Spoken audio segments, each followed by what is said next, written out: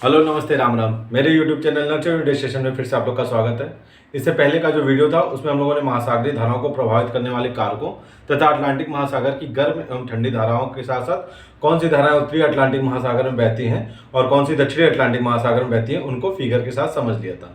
एक बार जल्दी से देख लेते हैं कि महासागरीय धाराओं को प्रभावित करने वाले कारक कौन कौन से हैं, ताकि हम लोग जो प्रशांत महासागर और हिंद महासागर की धाराओं के बारे में पढ़ेंगे उसके बारे में हमें आसानी से याद करने में सहायता होगी। ठीक है, तो पहला तो क्या था, प्रशांत महासागरीय धाराओं को प्रभावित करने वाले कारक कौन कौन से थे।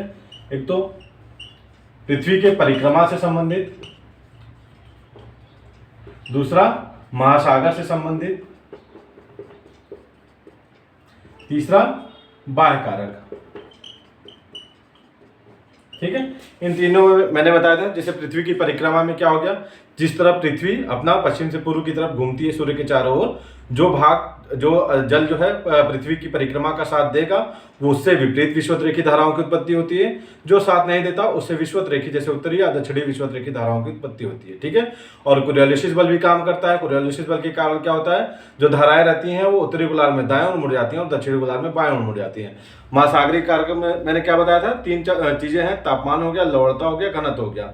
जहां पे तापमान अधिक होगा वहां घनत्व कम होगा, और जहां घनत्व अधिक होगा वहां तापमान कम होगा। तापमान एवं घनत्व में कैसा संबंध है, विपरीत संबंध है। पहली चीज तो ये याद रखनी है। दूसरी चीज याद रखनी कि हमारा ढाल किस तरीके से बन रहा है। जैसा कि मैंने बताया था, जहां पे भार अधिक होगा वो भाग नीचे धसेगा, जहां पे भार कम होगा वो भाग ऊपर उठेगा। तो जल कैसे बहेगा, ऊपर वाले भाग से नीचे वाले भाग की तरफ। ठीक है, जहां से ढाल उसका निर्मित हो रहा है, ये चीज याद रखनी है। तो सिंपल सी चीज है, जहां पे घनत्व अधिक होगा वो चीज नीचे बैठेगी, और जहां पे जब घनत्व अधिक होगा तो वहां पे क्या होगा, तापमान जो है आपका कम होगा, और जहां पे तापमान अधिक होगा वहां पे क्या होगा, घनत्व कम होगा। ये चीज याद रहेगा।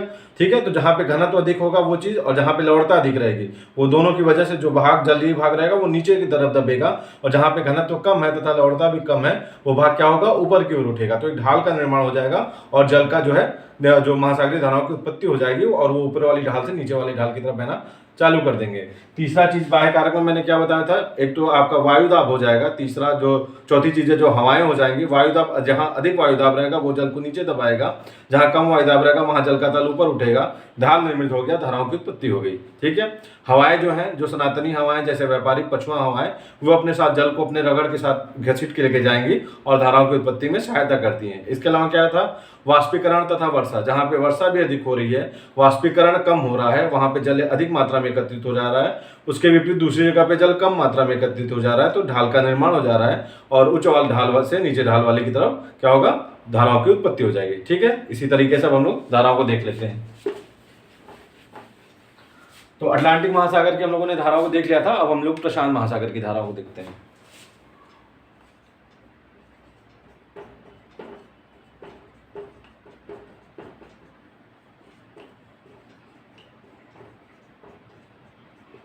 ठीक है, तो प्रशांत महासागर में भी उसी तरह हम लोग देखेंगे उत्तरी प्रशांत महासागर में कौन कौन सी धाराएं बहती हैं और दक्षिणी प्रशांत महासागर में। ठीक है, तो इसके लिए पहले एक फिगर बना लेते हैं, तो इससे समझने में आसानी हो जाएगी। प्रशांत महासागर किसके किसके बीच है, एशिया और आपके जो है उत्तरी अमेरिका और दक्षिणी अमेरिका के बीच में। तो उत्तरी अमेरिका और दक्षिणी अमेरिका इधर बना लीजिएगा,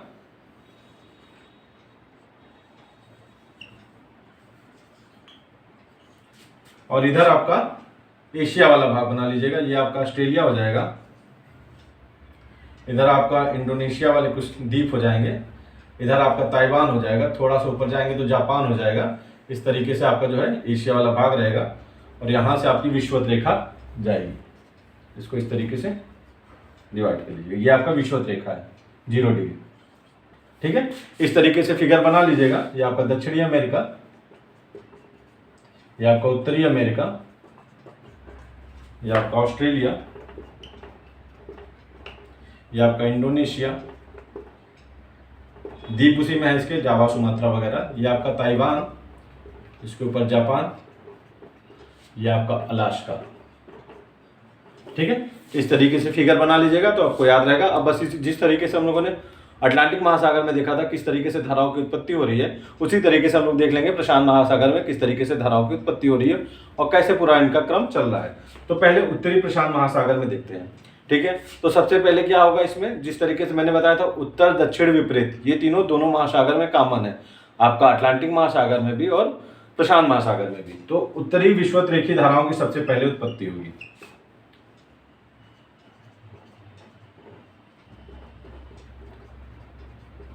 ठीक है, थोड़ा सा यहां से मैक्सिको की खाड़ी से ये उत्पन्न होती है। ठीक है, कहां से? मैक्सिको की खाड़ी से।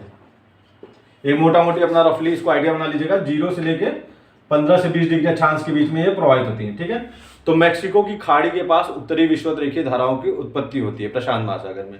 किस वजह से उत्पत्ति होगी? वही जैसा मैंने बताया, जो भाग पृथ्वी की परिक्रमा का साथ नहीं देगा, जो जलीय भाग, वो क्या करेगा? पूर्व से पश्चिम दिशा में प्रवाहित होगा। दूसरा, इसमें कौन और सहायक करती है? व्यापारिक हवाएं सहायक करती हैं। मैंने बताया था व्यापारिक हवाएं ऐसे चलती हैं, व्यापारिक हवाएं अपने रगड़ के साथ जल लेके आई और जल का किधर? पूर्व से पश्चिम की तरफ अपना प्रवाह चालू कर दें। उसके अलावा जब हम लोग पढ़ेंगे कैलिफोर्निया की जो धारा आएगी, उसकी वजह से भी जल इकट्ठा हो जाएगा और जल क्या करना चालू कर देगा? अपना बहना चालू कर देगा। तो ये सब बस अपने समझने के लिए याद रखिएगा किस तरीके से धाराओं की उत्पत्ति हो रही है। तो पहला तो वही कि जो भाग पृथ्वी की परिक्रमा का साथ नहीं दे रहा है, जो जलीय भाग, उसके कारण, और दूसरा आपका व्यापारिक पवनों के कारण पूर्व से पश्चिम की तरफ धाराओं की उत्पत्ति हुई, जिसको क्या नाम दिया गया? उत्तरी विषुवत रेखीय धारा। ठीक है, अब यहां से चलना चालू की और यहाँ पे आई फिलिपाइन द्वीप के पास तक। ठीक है, कहां तक? फिलिपाइन द्वीप के पास। इसके बाद ये कोरियोलिसिस बल के कारण, जैसा मैंने बताया था, उत्तरी गोलार्ध में दाईं और दक्षिणी गोलार्ध में बाईं ओर मुड़ जाएगी। दाईं ओर मुड़ी तो ताइवान के पास ये 2 भागों में विभाजित हो गई। एक भाग इसका उत्तर की तरफ चला गया, दूसरा भाग इसका दक्षिण की तरफ चला गया। जो भाग उत्तर की तरफ गया, उसी को जिस तरीके से उसमें क्या नाम है, गल्फ स्ट्रीम पूरा एक तंत्र का निर्माण करता था अटलांटिक महासागर में, उसी तरह प्रशांत महासागर में आपका कौन सा निर्माण करेगा? आपका क्यूरोशियो तंत्र। क्यूरोशियो तंत्र। जिस तरीके से गल्फ स्ट्रीम का तंत्र का निर्माण होता है अटलांटिक महासागर में, उसी तरह क्यूरोशियो तंत्र का निर्माण होता है आपका प्रशांत महासागर में। ठीक है, इसी तरह याद रखिएगा, जिस तरह वह भी गर्म जलधारा है, उसी तरह क्यूरोशियो तंत्र भी एक गर्म जलधारा है। तो क्यूरोशियो तंत्र का निर्माण हुआ, फिर ये आगे बढ़ना चालू हुआ। तो इसमें क्या होता है? एक जो धारा, फिर जब जल आगे बढ़ना चालू होता है तो कई भागों में विभक्त होता है। तो इसकी एक भाग जो है वो जापान के पश्चिमी तट के पास चली जाती है, जिसको क्या नाम दिया जाता है? सुशिमा की धारा। जापान के पश्चिमी तट पे चली गई, उसको क्या नाम दिया गया? सुशिमा की धारा। कुछ भाग आगे गया, जिसको क्या नाम दिया गया? उत्तरी प्रशांत प्रवाह। उत्तरी प्रशांत प्रवाह। इसी का आगे जाने पर फिर ये कई भागों में विभक्त होगा। एक भाग इसका कहां चला गया? अलास्का में।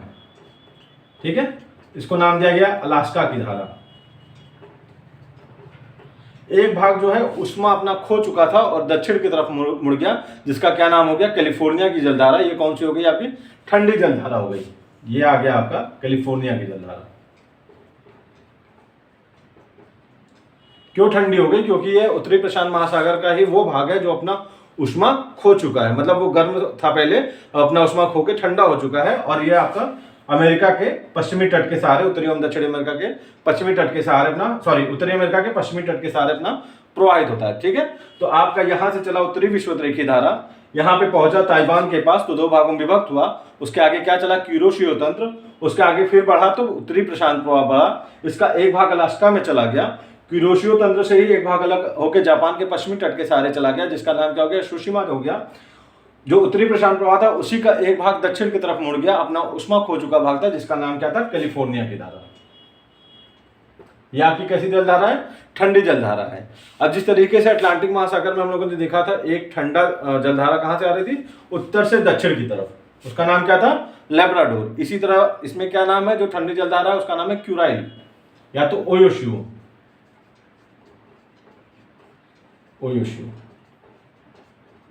यह कैसी जलधारा है? ठंडी जलधारा है। जिस तरीके से लेब्राडोर की जलधारा गल्फ स्ट्रीम की जलधारा से मिलती थी, उसी तरीके से क्यूराइल या तो ओयोशियो की धारा क्यूरोशियो से मिलती है। कहां पे? जापान के पूर्वी तट के पास। जापान के पूर्व, यहीं पे क्यूरोशियो की धारा, और क्यूरोशियो और ओयोशियो, या तो क्यूराइल या तो क्यूरोशियो, इसको क्या नाम है? क्यूराइल या तो ओयोशियो कहते हैं। उसकी धारा किससे मिलती है? आपकी क्यूरोशियो की धारा से मिलती है। कहां पे? जापान के पूर्वी तट के पास से, जहां पे घना कोहरा छा जाता है और जहां पर गर्म एवं जल धाराएं मिलती हैं, वहां मछलियों के जो मछलियों का मुख्य भोजन होता है प्लैंकटन, उसकी अधिकता पाई जाती है, जिससे इस क्षेत्र में मछली उत्पादन अधिक होता है और मछली व्यापार अधिक विकसित होता है। ठीक है, ये चीज याद रखिएगा। अब एक हम लोग इसका फिगर जल्दी से बना दे रहे हैं, उसको याद रख लीजिएगा आप लोग। ये आपकी उत्तरी विषुवत रेखी धारा चली, यहां पहुंची आपकी क्या हो गई, क्यूरोशियो तंत्र। इसका एक भाग जापान में चला गया सुशिमा नाम से, एक भाग आगे बढ़ा उत्तरी प्रशांत प्रवाह नाम से, एक भाग अलास्का में चला गया अलास्का की धारा के नाम से, एक भाग इधर आ गया कैलिफोर्निया की धारा के नाम से। ठीक है, ये आपकी ठंडी जलधारा है। जस्ट इसी के विपरीत में कर लीजिएगा आपका क्यूराइल या तो ओयोशियो की जलधारा हो जाएगी।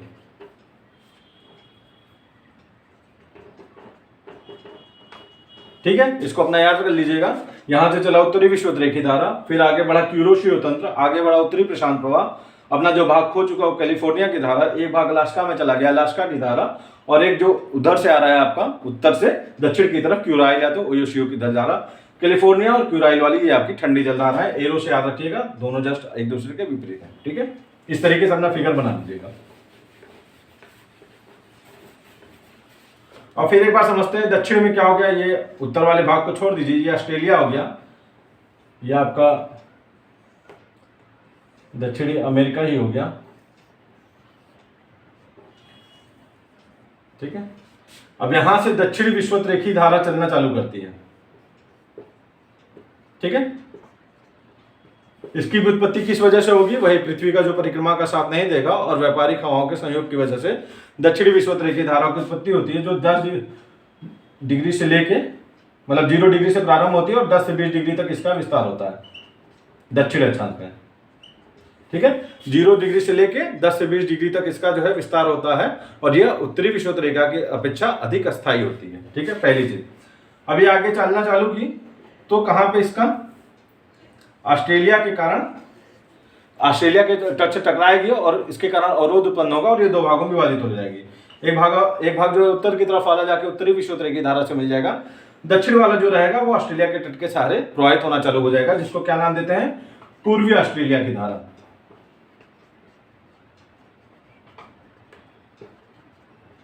ये बहना चालू किया 40 डिग्री अक्षांश के पास क्या हो जाएगा, पछुआ पवनों के प्रवाह में आ जाएगा। और जैसा कि मैंने बताया था, जिस तरीके से अटलांटिक महासागर में पछुआ पवन प्रवाह बहता था, उसी तरीके से प्रशांत महासागर में भी 40 से 50 डिग्री के बीच में पछुआ पवन प्रवाह के कारण क्या होगा, धारा बहेगी। पछुआ पवन प्रवाह इसका नाम दिया जाता है, क्योंकि पछुआ पवन के कारण पश्चिम से पूर्व की ओर प्रवाहित होती है। ये भी एक गर्म जलधारा रहेगी 40 से 50 डिग्री के बीच में, और किधर से बहेगी, पश्चिम से पूर्व की तरफ पछुआ पवनों के प्रभाव में।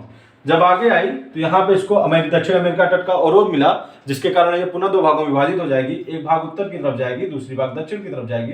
जो भाग उत्तर की तरफ जाएगा उसी को पेरू तट के, पेरू या तो हम्बोल्ट की धारा के नाम से जानते हैं, पेरू या हम्बोल्ट की धारा। पेरू आपका यहाँ है, अर्जेंटीना आपका यहाँ है, इसी के ऊपर पेरू है, हम्बोल्ट की धारा के नाम से जाना जाता है। ठीक है, आगे जाके दक्षिण विषुवत रेखी धारा से मिल जाएगी।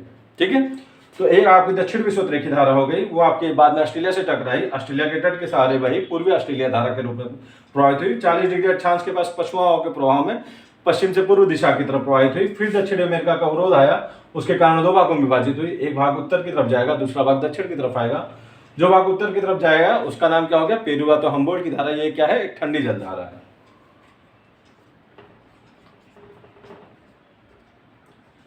एक जो पूछता है कि और कौन सी धारा है, एक एल नीनो धारा और ला नीना धारा, उसके बारे में अभी हम लोग देख लेंगे। ये भी क्या है, प्रशांत महासागर की ही जलधाराएं हैं। थोड़ा सा इसका प्रभाव भारत के मानसून पे ज्यादा होता है, इस वजह से इसको हम लोग थोड़ा अलग से देख लेंगे। ठीक है, तो इसका फिगर जल्दी से बना लेते हैं। और विपरीत विषुवत रेखी धारा भी इसमें रहेगी। उत्तरी और दक्षिणी विषुवत रेखी धारा का कारण क्या होगा, पश्चिम में जल की मात्रा अधिक हो जाएगी, पूर्व में जल की मात्रा कम हो जाएगी, ढाल का निर्माण होगा, और जो है आपका इस तरीके से विपरीत विषुवत रेखी धारा की उत्पत्ति होगी, जो कहां से कहां बहेगी, पश्चिम से पूर्व की तरफ। या तो जो भाग जल का साथ दे दिया पश्चिम से पूर्व की तरफ, चूंकि जो भाग जो है पृथ्वी की परिक्रमा का साथ दे दिया, वही भाग जो है विपरीत विषुवत रेखी धाराओं की उत्पत्ति में सहायता करता है। ठीक है, दोनों इसमें सारे कॉन्सेप्ट काम करेंगे। आप जिस भी कॉन्सेप्ट को रख के अपना याद कर लीजिएगा। ठीक है, ये कहां से, पश्चिम से पूर्व की तरफ। अब एक फिगर बना लेते हैं। इधर से चला दक्षिणी विषुवत-रेखीय धारा,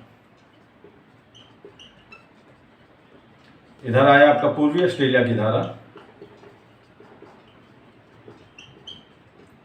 40 डिग्री पे आपका इधर चल गया पछुआ पवन प्रवाह, यहां से आपका पेरू की धारा,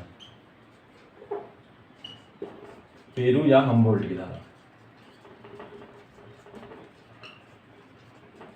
ठीक है, इसको अपना फिगर बना के याद कर लीजिएगा।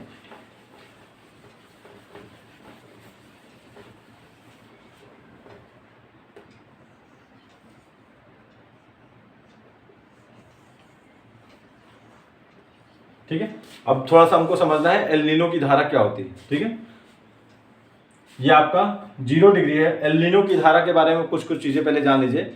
इसकी उत्पत्ति कहाँ होती है? पेरू के तट से। ये आपका पेरू का तट है, यहां से 180 किलोमीटर पश्चिम में। ठीक है, और ये 3 डिग्री से 18 डिग्री के बीच प्रवाहित होती है। पहला याद रखिएगा, 3 डिग्री दक्षिणी अक्षांश से 18 डिग्री दक्षिणी अक्षांश के बीच एल नीनो की धारा प्रवाहित होती है। कैसे प्रवाहित होती है? उत्तर से दक्षिण की तरफ, फ्रॉम नॉर्थ टू साउथ।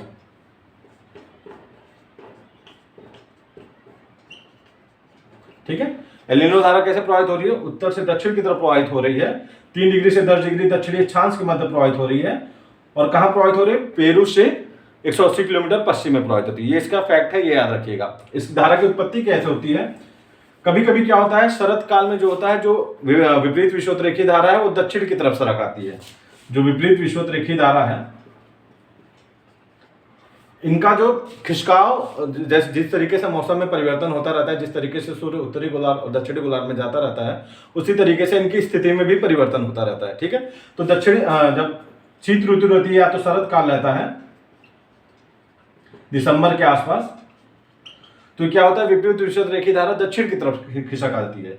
तो जब ये दक्षिण की तरफ खिसक आएगी तो इसके स्थान की पूर्ति के लिए एल नीनो धारा की उत्पत्ति होती है। क्योंकि यहाँ ये जो क्षेत्र है वो गर्म क्षेत्र है, इसलिए जो धारा उत्पन्न होगी वो भी गर्म उत्पन्न होगी। तो इसीलिए एल नीनो कैसी जलधारा है? गर्म जलधारा है। ठीक है, इसकी उत्पत्ति किस लिए हो रही है? क्योंकि जो विपरीत विषुवत-रेखीय धारा है वो दक्षिण की तरफ सरक जा रही है। उसकी पूर्ति के लिए कौन सी धारा उत्पन्न हो रही है? एल नीनो धारा, जो कि किधर से प्रवाहित हो रही है? उत्तर से दक्षिण की तरफ प्रवाहित हो रही है। 3 डिग्री से 18 डिग्री दक्षिणी अक्षांश के बीच पेरू तट से 180 किलोमीटर पश्चिम में। ठीक है, इतना समझ में आ गया। ये एक गर्म जलधारा है। अब इसका प्रभाव क्या होता है, बस उसी को हमें जानना है, क्योंकि कई बार पूछता है और किस तरीके से प्रभावित करता है। देखिए, आपका इधर कौन सी धारा प्रवाहित हो रही है? पेरू की धारा। और ये कैसी धारा है? ठंडी जलधारा है। जब एल नीनो आई तो क्या करती है? इसी पेरू की धारा का स्थान ले लेती है। जब उसका अधिक प्रबल होता है तो उसका विस्तार भी अधिक होता है। चूंकि उत्तर से दक्षिण की तरफ बह रही है, तो पेरू धारा को हटाकर ये खुद बहने लगती है, एल नीनो की धारा। अब जब ये गर्म जलधारा है, गर्म जलधारा बहने लगेगी तो यहाँ पे तापमान कैसा हो जाएगा? गर्म हो जाएगा। ठीक है, और ये कौन सा प्रशांत महासागर का कौन सा भाग है? पूर्वी प्रशांत महासागर है। और जो एशिया वाला भाग है वो कौन सा है? पश्चिमी प्रशांत महासागर।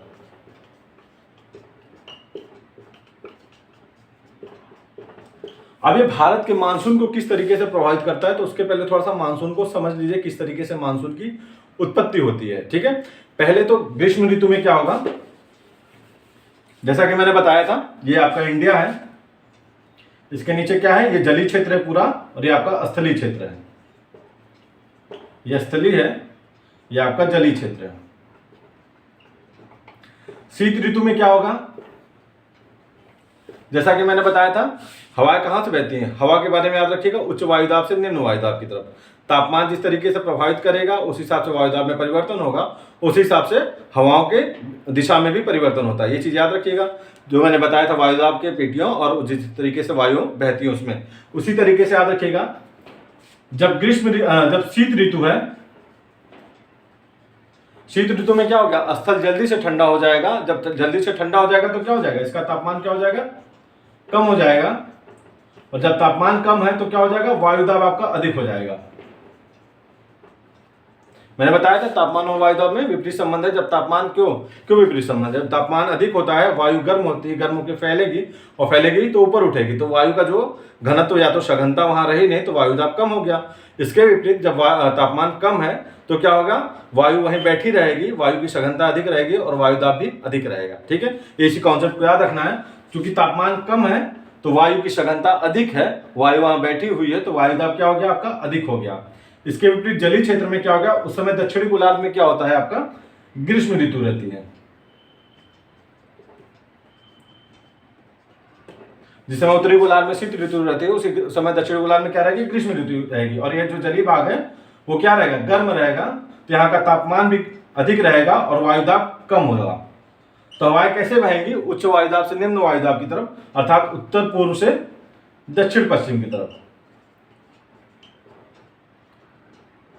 ठीक है, तो हमारा शीत ऋतु में क्या होता है? हवाएं कैसे बहती हैं? स्थल से जल की तरफ, अर्थात उत्तर पूर्व से दक्षिण पश्चिम की तरफ। ग्रीष्म ऋतु में जस्ट यही परिवर्तन हो जाएगा, ये भाग हमारा स्थलीय भाग अधिक गर्म हो जाएगा, जलीय भाग ठंडा हो जाएगा, यहाँ पे कम वायुदाब हो गया, यहाँ उच्च वायुदाब हो गया और हमारे उच्च वायुदाब से निम्न वायुदाब की तरफ चली, अर्थात जो है मानसून की उत्पत्ति हुई और दक्षिण पश्चिम से उत्तर पूर्वी मानसून का जो है आविर्भाव हुआ, जिससे हमारे यहाँ वर्षा प्राप्त होती है। अब एल नीनो किस तरीके से उसको इफेक्ट करती है, हमें यही देखना है। सामान्यतः क्या है कि पूर्वी प्रशांत महासागर का जो जल होता है वो पेरू के ठंडी जलधारा के कारण क्या होता है? ठंडा होता है, जबकि पश्चिमी प्रशांत महासागर का जल क्या होता है? गर्म होता है। अब एल नीनो धारा कब उत्पन्न हो रही है? ठंडी के समय, दिसंबर के समय ये उत्पन्न होती है। दिसंबर में ये उत्पन्न हुई। अब इसका प्रभाव अधिक समय तक अगर रह गया, ये ज्यादा समय तक रह गई, तो क्या होगा? ये पूरा भाग जो है वो गर्म हो जाएगा। जो प्रशांत महासागर का विभाग था वो क्या होगा? गर्मी के समय में भी गर्म बना रहेगा। और जो हमारा स्थलीय क्षेत्र है वो भी गर्म बना रहा। अब हो सकता है थोड़ा सा इसमें टेम्परेचर में थोड़ा मोड़ा डिफरेंस हो, लेकिन वो जो है मानसून की उत्पत्ति में सहायक नहीं हो सकता। मानसून की उत्पत्ति तभी अच्छी तरीके से होगी जबकि जो जल वाला भाग है वो ग्रीष्म ऋतु में, क्या दक्षिण पश्चिम मानसून कब सक्रिय ज्यादा रहता है? जब ग्रीष्म ऋतु में जो जलीय भाग है वो आपका क्या रहता है? ठंडा रहता है, और हमारा जो स्थलीय भाग है वो क्या रहता है? गर्म रहता है। तो उच्च वायुदाब से निम्न वायुदाब बनता है अच्छा तरीके से, जिसके कारण आर्द्रता लेके वायु जाती है और वर्षा करती है। लेकिन अगर एल नीनो के कारण ये पूरा गर्म बना रहा और ये भी स्थलीय भाग भी गर्म बना रहा, तो उस हिसाब से जो है मानसून की जो है उत्पत्ति नहीं हो पाएगी। इसी वजह से हमारे मानसून को ये नुकसान पहुंचाता है और जो है भारत जो है सूखे की चपेट में आ जाता है एल नीनो के कारण। ठीक है, तो ये याद रखिएगा, सिंपल सी चीज है, ये तो आपके समझने की थी। एल नीनो के कारण क्या होता है? जो प्रशांत महासागर का, पश्चिमी प्रशांत महासागर का जल है वो गर्मी में भी, ग्रीष्म ऋतु में भी गर्म बना रहेगा, जिसके कारण जो है मानसून कमजोर हो जाता है और जो है दक्षिण पश्चिम मानसून अधिक सक्रिय नहीं हो पाता है और भारत जो है सूखे की चपेट में आ जाता है। ला नीना जो धारा रहती है जस्ट एल नीनो के समाप्त होने के बाद उत्पन्न होती है और एक ठंडी जलधारा है। ला नीना ठंडी जलधारा है, ये एल नीनो के समाप्त होने के बाद उत्पन्न होती है और ये पश्चिमी प्रशांत महासागर में उत्पन्न होती है, जिसके कारण मानसून क्या हो जाता है? फिर से सक्रिय हो जाता है, क्योंकि जो जलीय भाग हो जाता है ठंडी जलधारा के कारण फिर से उसका तापमान जो है कम हो जाता है और वो ठंडा हो जाता है, उच्च वायुदाब निम्न वायुदाब की अधिक जो है स्थिति बन जाती है एकदम सही से, और जो है मानसून उत्पत्ति में हमारे सहायता करता है। ठीक है, तो ये याद रखिएगा, एल नीनो के कारण क्या हो गया? मानसून जो है हमारा कम सक्रिय हो जाता है और ला नीना के कारण जो है मानसून अधिक सक्रिय हो जाता है। एल नीनो गर्म जलधारा है और ला नीनो ठंडी जलधारा है। एल नीनो जो है पूर्वी प्रशांत महासागर में उत्पन्न होता है, ला नीना पश्चिमी प्रशांत महासागर में उत्पन्न होता है। एल नीनो के कारण क्या होगा? जो पश्चिमी प्रशांत महासागर का जल होता है वो भी गर्म हो जाता है, जो कि हमारे मानसून को सक्रियता को निष्प्रभावी करता है या तो उसको कमजोर कर देता है। ठीक है, ये पूरा आपका कॉन्सेप्ट था प्रशांत महासागर से रिलेटेड। अब इसी तरह हिंद महासागर की धारा आजकल लगातार पूछा जा रहा है कई एग्जामों में, कौन सी गर्म जलधारा है, कौन सी ठंडी जलधारा है, तो हम लोग थोड़ा सा जल्दी से इसको देख लेते हैं। ये आपका इंडिया हो गया, ये आपका अफ्रीका वाला भाग हो गया, ये आपका अरब हो गया और ये आपका ऑस्ट्रेलिया वाला भाग हो गया। ठीक है, इस तरीके से बना दीजिएगा, यहाँ आपका मेडागास्कर हो जाएगा। इसको भी दो भागों में डिवाइड कर लेते हैं, एक उत्तरी हिंद महासागर और दक्षिणी हिंद महासागर। उत्तरी हिंद महासागर में जिस तरीके से मानसून में परिवर्तन होता है, ठीक है, और ऋतु के परिवर्तन के साथ मानसूनी हवाओं की दिशा में परिवर्तन होता है, उसी तरह यहाँ पे धाराओं की भी दिशा में परिवर्तन होता है और धाराओं की दिशा में भी धाराओं की जो है उत्पत्ति होती है। जैसा मैंने अभी बताया आपको, उत्तर पूर्वी, दक्षिण पश्चिमी मानसूनी हवाएं बताया ना मैंने। तो यही जस्ट मानसूनी हवाओं की जगह धारा कर दीजिएगा। जिस तरीके से शीत ऋतु में क्या होता है, हवाएं स्थल से जल की तरफ चलेंगी, तो उसी तरीके से धाराओं की भी उत्पत्ति होगी और वो स्थल से जल की तरफ चलती हैं और किसके किसके बीच बहती हैं, अंडमान एवं सोमाली के बीच में। ठीक है, उत्तर पूर्वी मानसून शीत ऋतु में हवाएं कैसे चलती हैं, स्थल से जल की तरफ। क्यों? क्योंकि यहाँ पे स्थल पे उच्च वायुदाब और जल पे निम्न वायुदाब। कब? शीत ऋतु में। तो हवाएं कैसे चलेंगे, उच्च वायुदाब से निम्न वायुदाब की तरफ, तो उत्तर पूर्व से दक्षिण पश्चिम की तरफ चलती हैं। फिर जब ग्रीष्म ऋतु आता है तो क्या हो जाता है, हवाएं कैसे चलती हैं, जल से स्थल की तरफ। ये आपका जलीय क्षेत्र है, ये आपका स्थलीय क्षेत्र है, तो दक्षिण पश्चिम से उत्तर पूर्व की तरफ जो हवाएं वो चलती हैं। ये बस सिंपल सा याद रखिएगा, उत्तरी गोलार्ध में, ये उत्तरी हिंद महासागर में यही दो हवाएं चलती हैं, एक उत्तर पूर्वी, एक दक्षिण पश्चिमी मानसूनी हवाएं चलती है। तो उसी के हिसाब से जो आपके जो जलधाराएं हैं वो भी चलती हैं। तो उत्तर पूर्वी जलधारा एवं दक्षिण पश्चिम जलधारा। याद आपको कौन सा करना है, जो इंपॉर्टेंट है वो जो दक्षिणी हिंद महासागर का धारा है। ठीक है, तो याद रखिएगा, दक्षिणी हिंद महासागर में दक्षिण विषुवत रेखीय धाराओं की उत्पत्ति होती है 0 से 10 डिग्री अक्षांश के बीच में। ठीक है, ये बहेंगी कहां से कहां तक, 0 से 10 डिग्री अक्षांश के बीच में दक्षिण विषुवत रेखीय धाराओं की उत्पत्ति होगी। पहला चीज तो याद रखिएगा, उत्पत्ति कैसे हुई, वही व्यापारिक हवाओं के कारण और पृथ्वी के परिभ्रमण का या परिक्रमा का जो जल साथ नहीं देता है उसके कारण। पृथ्वी की परिक्रमा कैसे हो रही है, पश्चिम से पूर्व की ओर, जो जल साथ नहीं दिया वो जस्ट उसके विपरीत पूर्व से पश्चिम की तरफ चलना चालू कर देगा। तो इसी कारण और व्यापारिक हवाओं के सहयोग के कारण भी दक्षिण विषुवत रेखीय धाराओं की उत्पत्ति होती है। अब ये आगे आई तो यहाँ पे इनको मिल गया मेडागास्कर। मेडागास्कर से टकराए तो दो भागों में विभाजित हो गई। एक जो धारा है वो कहां से बही, मोनजाम्बिक चैनल से, तो इसका क्या नाम हो गया, मोनजाम्बिक की धारा। ठीक है, जो धारा कहां से, मेडागास्कर के पास ये दो भागों में विभाजित हो गई। एक धारा किधर से बह रही है, मोनजाम्बिक चैनल से होकर प्रवाहित हो रही, तो उसको क्या नाम दे दिया गया, मोनजाम्बिक की धारा। 30 डिग्री दक्षिणी अक्षांश के पास क्या हुआ, ये मोनजाम्बिक की धारा और दक्षिणी विषुवत रेखीय धारा की जो दूसरी शाखा है वो दोनों आपस में मिल जाती हैं, तो उस धारा को संयुक्त रूप से क्या नाम दे दिया गया, अगुलहास की धारा। तो कौन कौन सी धारा हो गई, एक तो दक्षिण विषुवत रेखीय धारा हो गई, मेडागास्कर के पास टकराई, दो भागों में विभाजित हो गई, एक आपका मोनजाम्बिक चैनल से प्रवाहित हुआ, दूसरा अलग दक्षिण विषुवत रेखीय धारा बहती गई 30 डिग्री के पास मोनजाम्बिक धारा और जो दक्षिण विषुवत रेखीय की दूसरी शाखा थी वो दोनों आपस में मिल गई और उसको संयुक्त रूप से क्या नाम दिया गया, अगुलहास की धारा। फिर क्या हुआ, 40 डिग्री अक्षांश के पास फिर पछुआ पवनों का प्रभाव हो गया, ये हवाएं कैसे चलना चालू की, पश्चिम से पूरब की तरफ। अब यहाँ पे आई, ऑस्ट्रेलिया से टकराई और उत्तर की तरफ चलना चालू कर दी। इस धारा का नाम क्या हो गया, पश्चिमी ऑस्ट्रेलिया की धारा। और जैसा कि सब सागर में हम लोगों ने देखा है, पेरू की धारा हो गया आपका, हम्बोल्ट और पेरू की धारा हो गया और बेंगोला की धारा हो गया, उसी तरह पश्चिमी ऑस्ट्रेलिया की धारा होगा। ये भी कैसी धारा है, ठंडी जलधारा है। ठीक है, पश्चिमी ऑस्ट्रेलिया की धारा कैसी जलधारा है, ठंडी जलधारा है। तो इसमें आपका 4 है, आपको याद करने हैं, दक्षिणी विषुवत रेखीय धारा, मोनजाम्बिक धारा, अगुलहास की धारा और पश्चिमी ऑस्ट्रेलिया की धारा। इसमें बाकी ये तीनों गर्म है और पश्चिमी ऑस्ट्रेलिया की धारा कैसी है, ठंडी जलधारा है। एक बार इसका फिगर बना लीजिए। ये यहां से चली दक्षिण विषुवत रेखीय धारा, इधर आई मोनजाम्बिक की धारा, फिर आई अगुलहास की धारा, इधर चली पछुआ पवन प्रवाह और यहां पश्चिमी ऑस्ट्रेलिया की धारा। ये कैसी ठंडी है, बाकी ये तीनों गर्म है। ठीक है, ये आप याद रख लीजिएगा। एक अटलांटिक सागर का बचा हुआ है, सार्गेसो सागर किसको कहते हैं, 2 मिनट में हम लोग इसको देख लेते हैं। तो अटलांटिक महासागर में याद रखिए, एक उत्तर विषुवत रेखीय धारा मैंने बताई थी आपको, 1 मिनट।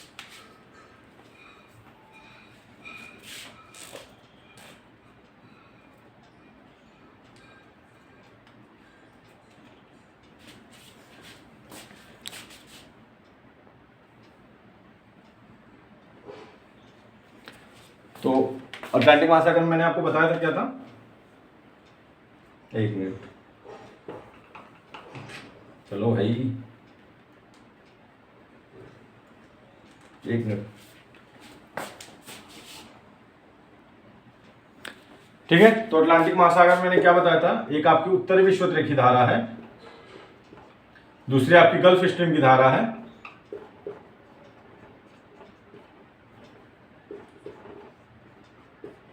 और तीसरी आपकी क्या है, कनारी की धारा। क्वेश्चन सार्गेशो सागर से किस तरीके का पूछ सकता है, यही आपको जानना है, ठीक है। तो पहला तो क्वेश्चन ये पूछता है कि सार्गेशो सागर किन किन धाराओं के मध्य है। तो यही जो 3 धारा है, उत्तरी विषुवत-रेखीय धारा, इसके बीच में ही सार्गेशो सागर है, ठीक है। तो पहला क्या है, सार्गेशो सागर किन किन धाराओं के बीच में, पहला क्वेश्चन यहां से ये बनता है। तो उत्तर विषुवत-रेखीय धारा, गल्फ स्ट्रीम धारा और कनारी धारा के बीच में जो शांत जल का क्षेत्र है उसको सार्गेशो सागर कहते हैं, ठीक है। पहला तो क्वेश्चन आपका ये हो गया।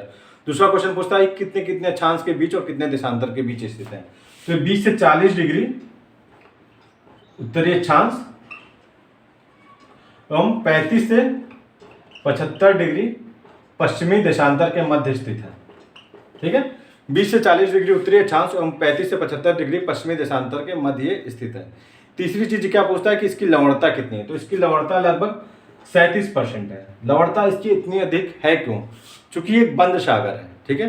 दूसरा, इसमें कोई न तो जल आ रहा है न तो जल बाहर जा रहा है, वाष्पीकरण अधिक हो रहा है, और जब वाष्पीकरण अधिक होगा तो क्या होगा, जल की मात्रा कम हो जाएगी, उसके कंपैरिजन में लवणता की मात्रा अधिक हो जाएगी, इस वजह से इसकी लवणता 37% है। इस तरीके से याद रखिएगा, क्योंकि ये बंद सागर है, इसमें ना तो कोई जल आ रहा है, जल तो आ ही रहा होगा अगल बगल से थोड़ा थोड़ा, लेकिन आपको याद करने का तरीका ये रहेगा कि ये जो है एक बंद सागर है, इसमें ना तो जल कहीं से आ रहा है ना तो जा रहा है, और लेकिन वाष्पीकरण अधिक हो रहा है, उसके कंपैरिजन में लवणता जो है, जल कम हो गया वाष्पीकरण अधिक होने से, और लवणता क्या हो जाएगी, जल के कंपैरिजन में अधिक हो जाएगी, इस वजह से इसकी लवणता जो है ज़्यादा हो जाती है। तो और इसके तट पे क्या होते हैं, जो घास होते हैं उनको पुर्तगाली भाषा में क्या कहते हैं, सार्गेशम कहते हैं, इसी के नाम पर इसका सार्गेशो सागर पड़ा है। पूछ सकता है कि कौन किस भाषा में, इसका जो सार्गेशो सागर है वो किस भाषा में, जो घास का नाम पड़ा वो किस भाषा में पड़ा, तो पुर्तगाली भाषा याद रखिएगा, ठीक है। तो क्वेश्चन इससे 2-3 यही बनते हैं कि एक तो पहला किन किन धाराओं के बीच स्थित है, तो उत्तर विषुवत-रेखा, गल्फ स्ट्रीम और कनारी धारा के बीच स्थित है, शांत जल का क्षेत्र है, और दूसरा आपका 35 से 75 डिग्री पश्चिमी देशांतर और 20 से 40 डिग्री उत्तरी अक्षांश के बीच स्थित है, और इसका जो आपका तापमान लवणता है वो 37 डिग्री के आसपास है, ठीक है। ये आपका जो है जितने भी धाराओं से रिलेटेड क्वेश्चन थे वो हम लोगों ने देख लिए हैं। नेक्स्ट वीडियो में हम लोग कुछ और इंपॉर्टेंट चीज़ें देखेंगे। Thank you.